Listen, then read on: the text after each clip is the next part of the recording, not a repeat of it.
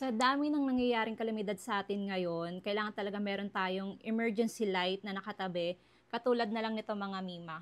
Ayan, meron siyang 2 ways of charging. Through solar panel, ayan, yes, solar powered ito. Tapos, pwede mo din siyang ma-charge via Type-C. Kasama na ito mga Mima kapag umorder kayo.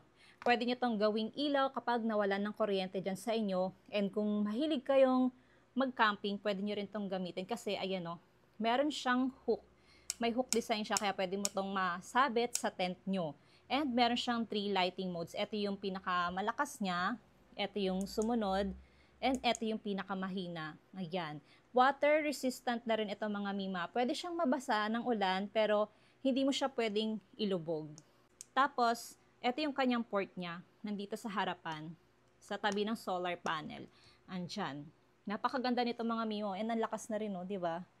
Ayan. Kaya kung naghahanap ka ng emergency light na magagamit mo, isa ito sa marerecommend ko din sa inyo. Kung gusto mo ng ganitong klaseng emergency light na affordable lang din.